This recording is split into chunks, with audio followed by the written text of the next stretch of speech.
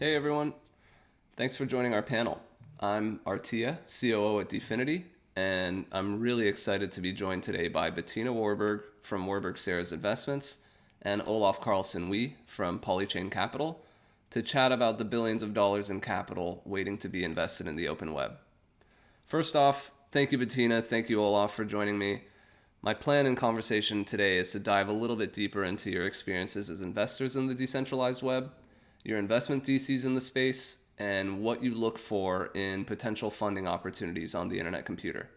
So to kick things off, Bettina, Olaf, mind introing yourselves? I'm Bettina Warburg, managing partner of Warburg Serres Investments and Animal Ventures. We're a private equity firm focused on investing in Web3 technologies. Hey, Artia, thanks for having me. My name is Olaf Carlson-Wee. I'm the founder of Polychain Capital, and we invest in the entire blockchain and crypto universe. Great. Thank you both. And to give our audience a bit more perspective, the objective of this segment is to give developers and entrepreneurs the confidence that there's capital waiting to be deployed in Web3 technologies like open internet services. At DFINITY, we've been really excited to see the massive boom of innovation around the decentralized web and are seeing headlines appear in higher frequency around rebooting the web, but also how big tech has been an obstacle for innovation. So I'd love to open up the discussion to either of you to chat about why the current state of the internet and why the control of big tech is a detriment to innovation in the space. The Wall Street Journal, the New York Times, and a handful of other publications have already covered this topic, as well as some major politicians in the current political race. So would love to kick things off by getting your perspective on that. Yeah, absolutely. I'm happy to kind of start the conversation. So, the web used to be a system whereby you would sort of go directly to original content hosted by, various smaller websites. Over the course of the sort of mid-2000s, we saw the sort of platformization of the web. And now really all of the content that you see on the web is hosted on a series of very, very large platforms. And these platforms are owned and operated by the world's largest corporations by market capitalization. So I think that there is a sort of problem when you're a developer trying to build useful services today, which is that you're building on somebody else's proprietary platform. A lot of people call this sort of building on sand. You just don't have a solid base because the platform that you're building on is really owned by somebody else. And for that reason, your scale is limited, your ability to control your own destiny is limited, and of course, your ability to compete with that underlying platform is obviously going to be hindered by the owners and operators of that platform. So one of the big ideas behind open web services is that developers can compose on a completely open, programmable system that looks and feels very similar to the internet protocol itself. And when you compose on that sort of open web platform, you can't be censored. No underlying corporation or jurisdiction has sort of control on that platform or ability to censor what is created there. And so there's a couple big important breakthroughs to me for that. The first is that you're finally going to be able to see people build these programmable web services that can't be shut down by the underlying platforms they're building on. Yeah, I would totally echo Olaf's point there on, we're definitely becoming increasingly aware of platform risk and the kinds of examples he's citing where if you have built or the things that could have been built on top of the platforms that exist today, whether it's the App Store or Facebook or Twitter or any of the other platforms we sort of know, those are actually risk disclosures in public filings often. Even if you've built on, for instance, in Lyft's IPO, they had to disclose that they actually see their reliance on Amazon Web Services as a potential risk because they're using a third-party provider and could face downtime or anything else due to that. So I do think this is a major issue in terms of our existing sort of digital architecture. Another one, though, that's becoming, increasingly obvious is just that the business model of our internet is advertising at the end of the day. And so what we're asking different entrepreneurs to innovate on if they're building in today's world is just some better way to advertise to users, which is kind of an inherent friction and an unfortunate relationship for the user experience. So what Web3 really promises and what open web services promises for developers in particular, I think, is actually asking entrepreneurs and developers to be creative and build models for their businesses that aren't entirely around optimizing for ad revenue and ad dollars, and instead, optimizing for something totally different, a different way to make money. I think that's exactly as Olaf's describing, we're going to see phenomenally different kinds of businesses emerge that aren't sort of hamstrung by this one business model of the internet that's been sort of our reality over the last several decades. Yeah, and that advertising to end users, it really means that the user is you're providing of data to these massive centralized web platforms really is their business model, and so you as a user aren't really sharing in any value accrual or value creation from these web services, even though, the only reason anyone uses Facebook or Twitter, any of these social media systems like LinkedIn or marketplaces like eBay or Etsy, the value in those systems stems from your interaction with other users on those big centralized web platforms. Yet there's an immense amount of value extracted by those centralized web platforms in all of those underlying interactions between the users.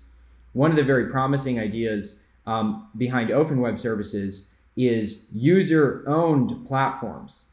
So you could imagine a world where the users of, say, Uber or the users of Etsy actually share in the upside and kind of collectively own that underlying web platform. And I think it's kind of a radical new idea that you have to squint a little bit to see what that would look like. But I do think community-owned applications are going to be a huge part of the future and dramatically change the way we think about the business model of the internet. So you both just touched on some really interesting points there that I'd love to unpack. The first is around platform risk. And I think, Bettina, it was you that mentioned that in the Lyft S1 filing, there was actually mention of Amazon Web Services as being a significant and potentially existential threat to Lyft going forward before the company went public. But I actually think if you look at the past year or so of tech IPO filings, the vast majority of them actually mention platform risks as one of the major risks for the company post-IPO. So would love to actually sidestep into one of the topics you brought up, Olaf, to discuss the difference between proprietary infrastructure and a protocol. Would you mind expanding on that a bit? Yeah, absolutely. So, when you're building on these proprietary infrastructures, you're very limited in both your ability to scale an application because the underlying infrastructure is proprietary, owned by a third party, and they basically control your fate, so to speak. And I think like a very high profile case where this went wrong is, for example, Zynga, which basically built Farmville, one of the most popular games of all time, but they built it on the Facebook API. And when Facebook restricted their ability to use that API, it obviously had a dramatically negative effect on Zynga's ability to build a sustainable business. As I said before, they were basically building on sand, right? They weren't really building on a solid foundation. I think that one of the really interesting kind of early product market fit use cases we've seen elsewhere in the blockchain ecosystem is this concept of DeFi, or decentralized finance. A lot of these ideas, you really have to take advantage of sort of the native properties of the underlying system you're building on. And I think in the early internet, Encyclopedia Britannica on the internet was probably a pretty obvious idea, right? Great distribution, infinite reproducibility. But I think Wikipedia was not an obvious idea. And so one of the things that, we at Polychain, and I know many others in the investment landscape are excited about, are kind of novel business models that are, uniquely enabled by the features of these new Web3 platforms. So it's not taking the Web 2 model and moving it onto Web 3, the way that Encyclopedia Britannica moving onto the internet would be. It's really working on building that native business model that's a completely sort of new paradigm that's uniquely enabled by features of this underlying new tech stack.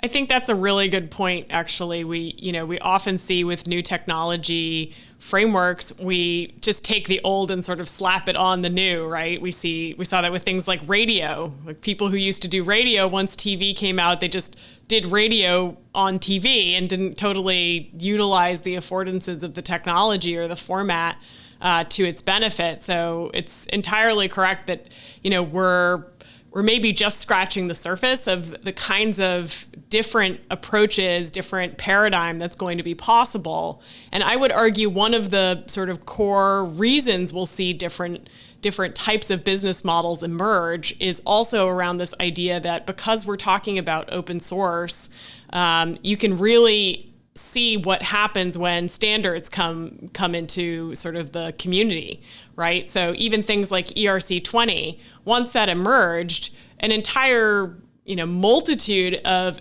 different kinds of businesses, even Coinbase, were possible just by way of having a standard and a way to sort of coordinate in a new way with tokens. So I think there's really interesting opportunities where we're going to see, standards emerge that also allow for whole new economies to flourish, whole new marketplaces to flourish that wouldn't have been possible when you're talking about these more proprietary infrastructure backgrounds. Great points. Thank you both. One question I'm often asked about is around the paradigm shift with the open web, one that allows developers and entrepreneurs to think through more unique business models. I'm curious if either of you can chat about what some of the native mechanics are in a protocol versus building on a proprietary platform like Facebook that would enable new business models. I'm personally looking for a counterexample to how Zynga built their entire company on Facebook. So Olaf, you already mentioned user-owned applications. One obvious native feature of a protocol is the native payment mechanism as well. So can either of you, Bettina, Olaf, outline some of the native mechanics that are unique to the open web that developers and entrepreneurs listening to this panel can start thinking about? One big trend that I think is going to be much bigger when you can compose more expressive, smart contract logic that, again, is not limited to financial or mathematical logic, but actually can interact with images, video, text. And so developers can build a more kind of expressive user experience that isn't limited to just financial logic, the way that existing platforms out there today basically are limited to that financial logic. So I think the one of the big trends is this idea of a financial service that's embedded in a smart contract. And the reason that it's important to embed it in a smart contract is that it's not based on any sort of proprietary server. It's not owned by any business. It's not based in any jurisdiction. It's rather totally native to the internet. And that smart contract might have, a native financial service like trade execution, or a lending system, or an escrow system. And then there's a series of token holders that basically represent the governors of that smart contract system. So they have the ability to vote on upgrades and changes to that underlying smart contract logic. In return for sort of governing this system, they actually accrue value from that underlying system. One of the things we're particularly interested in when we start to imagine what's coming next is concepts like, stateful virtual worlds. The entire gaming industry is probably going to change when we start to understand what it really means to participate in a virtual world that has a shared reality that everybody participates in at the same time. I think that's gotten a lot clearer to people, even amid things like our current, pandemic globally. People are understanding what the future might look like when virtual worlds are, the basis of multiple economies. And I think that's something that, whether you talk about blockchain computers or gaming or anything else, it's sort of, at the end of the day, what we care about is also our user experience and what our world is going to look and feel like. And that's, I think, what's going to change significantly is when these technologies intersect, you'll actually see a lot of possibility in terms of both marrying that computing and incentive model architecture with new user experiences. And I think, we're just at the cusp of the kinds of businesses that are going to emerge when we have virtual worlds that are stateful.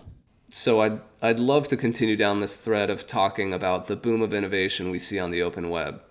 And as both of you know, starting today, DFINITY will welcome third-party developers to the Internet Computer in the lead up to our public network launch. So I guess I'm curious, if you were in the position of a developer or entrepreneur, what are some of the first mover advantages you would take into account or think about when considering building on a protocol like the Internet Computer? I think that the first movers in various categories, whether it's sort of exchange and financial services, or whether it's just getting the most popular stablecoin protocol, which is pegged to, say, the US dollar or another fiat currency, or getting the most popular and liquid lending protocol. The first movers in these systems, these financial services have very strong network effects, primarily around liquidity. So if you can build an early wedge and the category is going to grow by 100 times, that's usually the best way to build a great business, is to get in early when it is small and not very competitive, and there's frankly not very much money to be made, but then have a clear thesis about how that category is going to grow and expand. And when that category grows and expands by 100 times, suddenly your 70% market share is worth a lot, even though when you kind of built that market share, it wasn't very competitive and it wasn't worth very much. So I think getting in early and trying to capture market share in network effects businesses has been empirically, I think, one of the most reliable ways to build kind of multi-hundred million or billion-dollar businesses, both inside and outside the sort of larger blockchain and crypto ecosystem. I think additionally, the reality is this is a fast-paced area for innovation, and the earlier you're in, the earlier you're learning.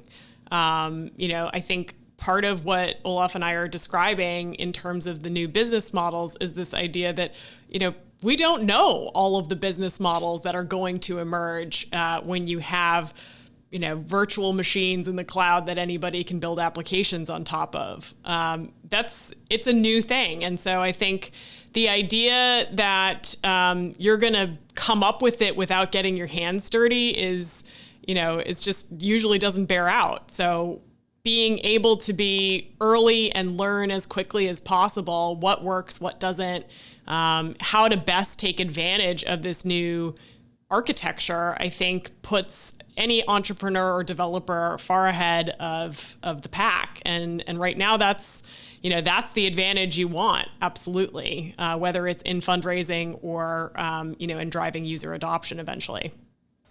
Yeah, and that's a really good point, Bettina. So far we've talked a lot about being a first mover. We've talked about getting creative around business models. But like you just mentioned, Bettina, user adoption is probably just as important. So I'm curious, do either of you have thoughts on not just unique business models, but also unique growth models for someone building on the open web? What's exciting about the open web and this new architecture is, in part, the ability to do combinatorial innovation. I mean, that's kind of what we've been describing as one of the downsides or sort of stifling elements of our current Web 2 architecture is, we call it platform risk, but it's also that you really don't have this mechanism of taking value you've created in one place and making it usable somewhere else.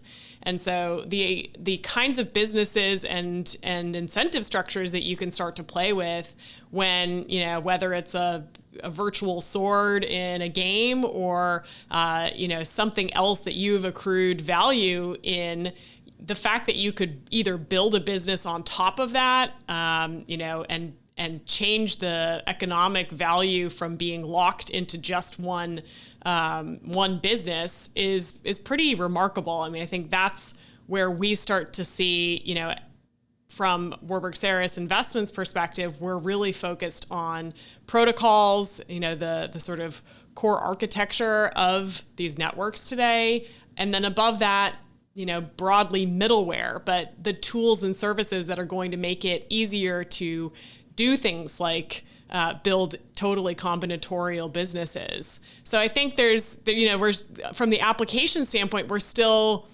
hopeful that that people are going to come up with models we haven't even imagined yet, but we're going to need some of that more infrastructure and middleware to really open up the possibility for devs to be able to use these environments as effectively as possible. And yeah, it really is remarkable to think about what is possible and what can be created when every single one of these open internet services is sort of remixable and reusable by any other developer in the world in a totally permissionless manner. And this is like, once you have a video game items, right, embedded in that system, where a sword or a shield or an avatar is represented in this underlying, kind of internet computer data structure, now somebody else can actually interact with those in-game items in a way that the initial game developers don't even have the ability to stop. So now I can build, let's say you have your Fortnite avatar, a different independent game studio can say, hey, actually you can use all the attributes of your Fortnite avatar in our game. And, the developers of Fortnite in that example couldn't even say no to that. And so you're going to have a much more additive feeling to this open system, right? Where everyone is sort of building one big experience together that's sort of better for everyone, rather than a bit more what you have today, which is these extractive competitive platforms basically attempting to monopolize and shut down competition that's trying to interact with their closed APIs. Another thing we haven't touched on yet is the idea that, we can say, the business models will be radically different, but we also have to conceive of the fact that the users will be radically different. A lot of the value for this kind of future is unlocking machines as an entirely new consumer class. And I don't think people often, make that switch when they talk about the open web, because a lot of us have our own values tied to these concepts of open and sort of returning to the architecture we imagined for the internet, and that the crafters of the ARPANET and other things imagined maybe. But the reality is we're in a world where, we have 50 billion connected devices. We're trying to automate different enterprises at, multiple levels. We have supply chains that should be programmatic by now, but aren't, and often aren't because they're sort of constructed in a way where you have multiple parties that don't share the same reality. So I think, there is a whole different realm here that isn't just about sort of incremental improvement of business, but is also a paradigm shift in terms of actually architecting things that are meant for machines as users. And that's going to be a whole separate category of innovation that I think we haven't seen occur on our existing internet architecture because it doesn't support payments and verification and all of these things that stateful and persistent virtual machines do. Right. So you both bring up great points. To your point, Bettina, you described the Rube Goldberg machine that we often talk about internally to describe the existing tech stack.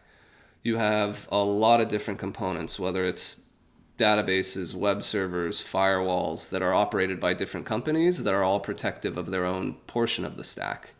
And to your point, Olaf, you talk about interoperability, which is one of the key features of the internet computer, which basically means when you get access to an API, it can't be revoked, which also means network effects can't be stopped. So want to shift gears a bit, and what I'm really excited to chat about, and what I think a lot of our viewers are going to be excited to hear about, is how do they get funding? I know between the two of you alone, we're talking about over $1 billion in assets under management. So I want to ask both of you, what are some of the decentralized applications or services that you want to see built, and what is ultimately fundable? We're starting to see really cool middleware projects emerge that make it easier to build on these exciting computing platforms. So I think, from our perspective as investors, we're constantly scouting for the companies that are, have the right worldview, are looking at this space, trying to make sense of, which networks have an architecture that's going to allow their business to do the best it can, and really sort of leverage this up the stack kind of investment wave cycle. Yeah, we're really looking for radical new business models that are principled and based on the properties of the underlying technologies that those businesses are being built on. So I am way more excited to fund the service or product that is sort of native to the new system, rather than what feels like a porting of an application from Web 2 to Web 3. One of the categories that I'm personally very excited about are sometimes what I've called internet sovereign corporations. And these are where there's kind of a business model or a value accrual system, but it's not really going to a legal entity, but rather to a series of token holders based entirely on the internet. And so the entire business model, the governance of that business, the value accrual of that business, all happens on the internet. And there isn't really a legal entity or individual geography or jurisdiction in which that business is limited. So this is, those types of businesses are obviously uniquely enabled, right, by this new tech stack. You really can't do that today without these, blockchain or internet computer type systems. And so that's a category that I'm very excited to invest a lot of capital in. Thank you both. Appreciate you covering more around your investment theses and what you're looking for in the space. So to dive a little bit deeper, I'd love to hear more specifically about what you want to see built on the internet computer that you think is fundable. Yeah, for me, I want to invest in more of these internet sovereign corporations where you have an underlying financial service or web application that's actually owned by a series of sort of token holders, and all of the value accrual and web service and everything is all native to the internet and the underlying internet computer. And there's no dependence on a specific geography or legal jurisdiction or legal entity in which that operates. So I think that, to be more concrete, for example, a very simple social media application. Think like a Twitter 1.0 kind of application. But instead of hosting that on a proprietary server with a business in a specific jurisdiction, really just having Twitter, the protocol, right? That's open and accessible. I think that's, again, though, limiting, the way I'm talking about it is limited to the framework of thinking about what was built with Web 2, right? So what's really even more interesting than Twitter, the protocol, to me, is the native business that wasn't possible on the Web 2 system, much in the way that Twitter wasn't possible before the internet, right? There was no sort of offline version of Twitter. And I know that sounds silly, but really in the early days of the internet, there was a lot of porting, like my phone book, onto the internet, right? And really what ultimately ended up working were internet native platforms, right, that were uniquely enabled by the features of the internet. And so while Twitter the protocol is an interesting concept, and I would be interested in investing in that type of thing, really what's more exciting to me is the applications that are uniquely enabled by the Web3 architecture. I think additionally, I would turn it to you, Artia, and say, what do you need built on top of DFINITY? Because those are the things we're interested in investing in. As we pursue investments up these tech stacks, that's kind of, the next thing. What is going to be the most useful for your community? That's a great question. Ultimately, the internet computer is a general purpose compute platform, and we're all really excited to see how creative the community can get with some of the native features and mechanics of the internet computer when they're building applications. I think one salient example from the past that can actually be an analog for the future is the way Uber couldn't have existed without the shift to mobile. I think entrepreneurs now should be thinking about what couldn't have existed prior to the advent of the open web and platforms like the internet computer. In terms of actual apps, there's a long answer and a short answer to your question, Bettina. I think the short answer is that our research and development team has done a really good job of building sample apps that we publish to GitHub for the community to not only learn how to use DFINITY and Rust and Motoko and other programming languages we'll be supporting on the internet computer, but also to encourage them to take those ideas, learn about some of the native features of the internet computer, and continue building where the code left off. And there are both consumer and enterprise use cases in those repos. So just to wrap things up, given we're short on time, we've talked about business models, we've talked about growth models, we've talked about your investment theses and what you're looking to fund. Ultimately, though, what are the best ways developers, entrepreneurs, enthusiasts can get connected with you both if they're interested in building a business and getting funding? Me and my whole team are very much on the internet.